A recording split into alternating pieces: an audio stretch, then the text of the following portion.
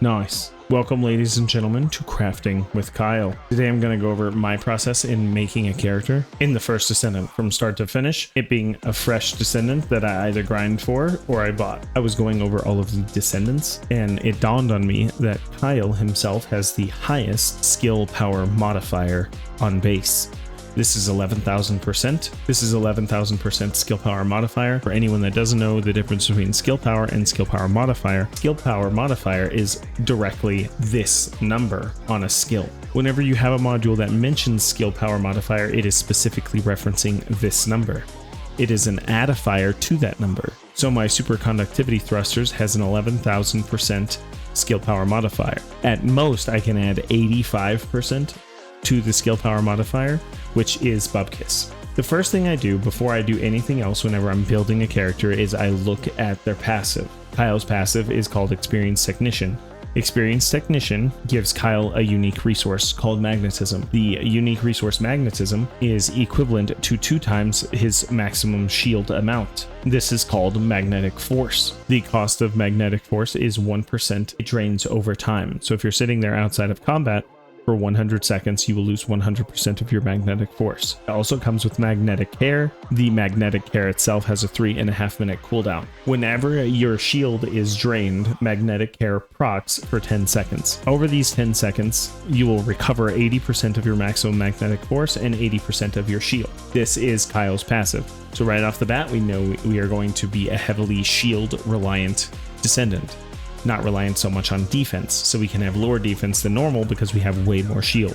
Now we're going to go over his skills. His first skill is a shoulder bash. Repulsion dash, 3 stacks of repulsion dash. Each stack has a 12-second base cooldown, and you can move a maximum distance of 10 meters with the dash. The max expandable range of this is 200%, which means you will have a maximum of 20 meters traveled, as well as 3 meters damage range maximum. The second ability, Magnetic Bulwark, is a shield. This shield drains your actual shield over time and uses your shield value as a damage debuff. So incoming damage can be mitigated with this ability, using your own shields as a resource cost. The shield essentially has no cooldown, but it does have a duration limit. The third ability, Magnetism Spurt, drains your magnetism over time, and then at the end of the blast wave, the amount of magnetism that was consumed during this ability is dispersed in damage. While Magnetism Sprint is active, you will be using magnetism instead of shield or health to take damage. The last ability, and the reason I wanted to build Kyle to begin with,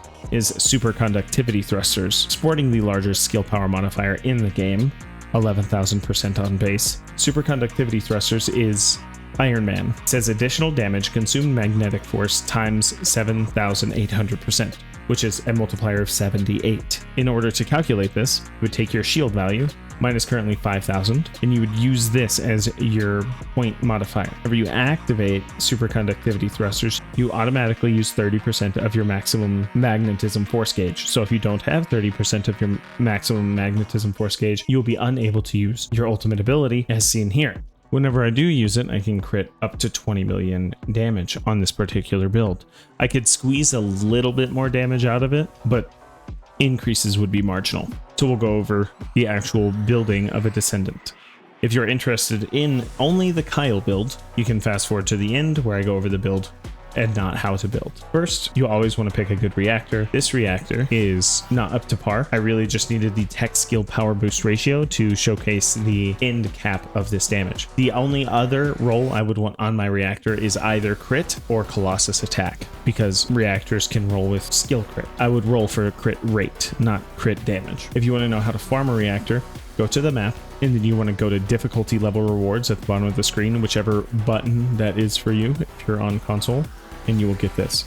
So on Kyle, I want a reactor that is tech based, because here his abilities are tech based. That is non-attribute. So if I wanted to go farm for this reactor, I would go to one of these two places, click on it, and any enemies that drop reactors will have a chance of dropping that reactor that I wanted. That is how you farm for reactors. External components. In general, I go over the external components before I make a character because the ones that you would think are obvious are not always obvious. I picked the Slayer one, bonus to skill power. Sometimes these set bonuses aren't worth it, and this is just a matter of opinion. I think the set bonuses are worth it because I have more fun playing the game that way. So I have chosen the Slayer set. I could have better components that give me slightly more shield, and that would in turn increase my damage output, but what I have is good enough for a build. I obviously have to pick a weapon to be mounted into my reactor when I'm farming for the reactors. I am building the perforator because I like how the perforator functions, I like how it feels, and it hits like a truck. Anyone doubts it hits like a truck,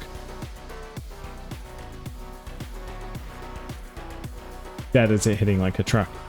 All right, so we're going to go over how to pick out the skill power module on any build. Whenever you have it mounted, it should be doing between 17 and 19,000. And then you're going to have something called power boost ratio. It'll look like this.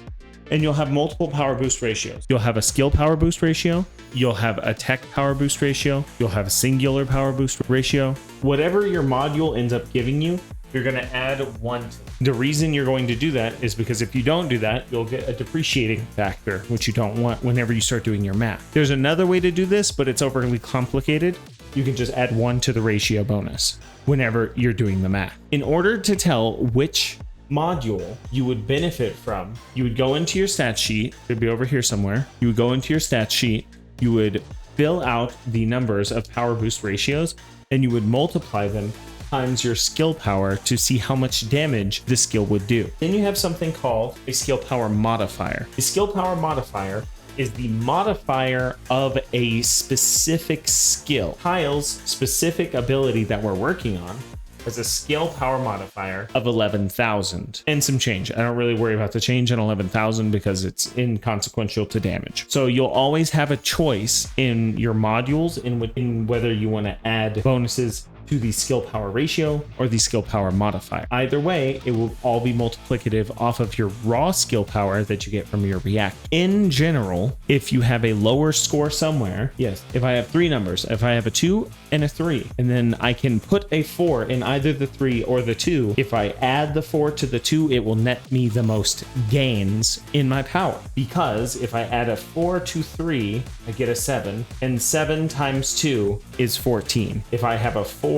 to 2, I end up with a 6, and 6 times 3 is 18. So in general, if you can choose to add a modifier to something, adding a modifier to the lowest value first will net you the highest rewards. This is not a blanket statement, but you should always start with the smallest number, getting a bonus, because you'll get more in the end. Unless that bonus is a skill power modifier, because that's a separate category. It does not belong in the power boost ratio category. Everyone knows how much I like cycle damage for DPS. This can be done for skills as well.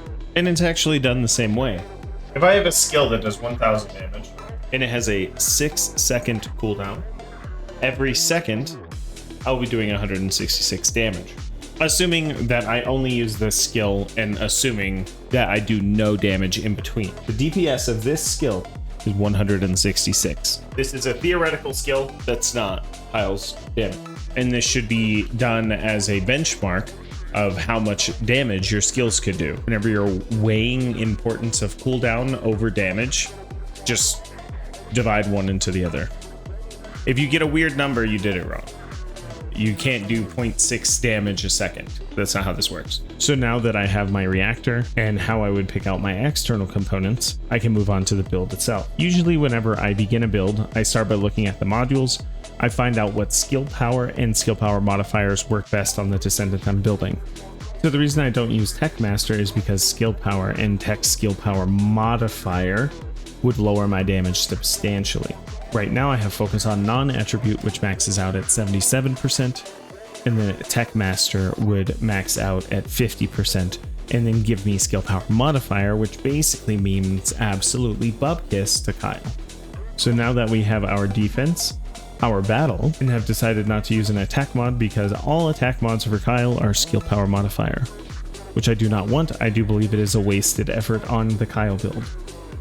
Maximize skill will give me marginally more damage than non-attribute master. However, I will also have to trade it for a nasty skill cooldown timer, which will decrease my damage throughout the fight. Now that I have maximized my skill power, the only way to increase my damage is through other means, like crit. A lot of people are going to say crit build is bad on Kyle because he has a 5% base. I use this time to go over how crit works and how they're kind of correct. So Kyle has a base skill crit hit rate of 5%. Anything that gets added on top of this is a multiplier of this 5%. The maximum amount of critical hit rate that you can put on a descendant is going to be around 200%. I think it's 205 specifically. Using front lines, emergency measures, and skill insight are the only crit hit rate mods that you can get. And then instead of skill insight, you have skill concentration, which does the same thing, but for skill critical hit damage. So you can maximize your skill crit hit rate by 200% and the skill crit hit damage by 200%. If I wanted to squeeze a little bit of extra damage out of Kyle, I could either go with more crit hit rate or crit hit damage. However, I like the slot that I have here for a little bit of extra defense or something else if I need it. As I was saying earlier, you can marginally increase the amount of damage that Kyle does.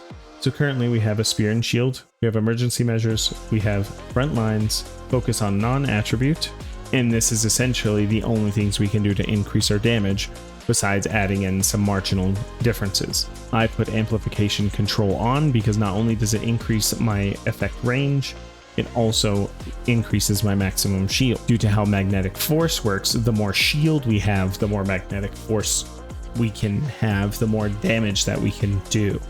So the only way to increase our damage now is to add more shield into our build. Of course, we need a melee mod, and I arrived at this conclusion for the build that I best wanted to play with. Like I said, you can marginally increase the amount of damage by putting in a crit hit rate or crit hit damage multiplier here. Kyle has a base crit hit damage of 1.3, but I also want to enjoy the build a little and enjoy how Kyle plays. So this is how I ended up building Kyle. So if I wanted bigger range, I could put bigger range on here. If I wanted more defense, I could put more defense on here. If I want more critical hit rate, I go with skill insight. I just didn't level it up all the way because I'm out of slots now. We have these 4 modules. However, none of these modules increase the amount of damage that Kyle's ultimate would do. So I didn't want any of these modules on the build because they would be the antithesis of what I wanted Kyle for to begin with, which is just to hit like a truck with his ultimate. A lot of people have asked how dangerous ambush works. I'm actually going to corner out an entire episode for this one mod because of how weird it seems or bugged it seems. I'm not sure which one is the case yet. That should be coming out maybe today too. At the end of the day, this video was so that I could do as much damage as humanly possible with Kyle. There is a problem with all of this when you're fighting Void Intercept bosses. I do think that they will balance it out later and make it possible. As of now, AoE skill attacks like Kyle's bombardment, Sharon's cutoff blade, cannot hit weak points. I don't know if this was intentional, but because it can't hit weak points on Colossuses, the amount of resistance on a Colossus is quite substantial. So although I can do 20 million damage to this Slayer right here, I will be doing 3 to 4 million damage at best on the Executioner, unless someone has a Python. I was live streaming this episode right here last night on my Twitch channel, and Jesse is cute used a Python to lower the resistance. Going to use Kyle, Python's the way to go. Unless you are expecting someone to just have Python in the party, because it only lasts for a second, and timing this ability in 1 second is dodgy at best. I would not recommend relying on 1 second to perform Kyle's ultimate. The unique weapon I recommend for Kyle is actually going to be the Secret Garden. The Secret Garden gives you a 30% skill power bonus attack whenever you acquire 3 stacks. This will make the 20 million go to 26 million. I really wanted the Secret Garden for this video, but currently I'm trying to level up the Perforator because I do think I'll like the Perforator a lot. I think that you should go over guns that you like the most over what is the best, because at the end of the day, video games are meant to have fun. And that was my Kyle build. If you like how I do content on my channel, consider subscribing. I am going to live stream on Twitch more often where I go over build tips, tricks, guides in how to play this game and the other video games I'll be covering in the future. If you're interested in that live, you can go subscribe to my Twitch channel in the comments. Y'all have a sick day. Peace out.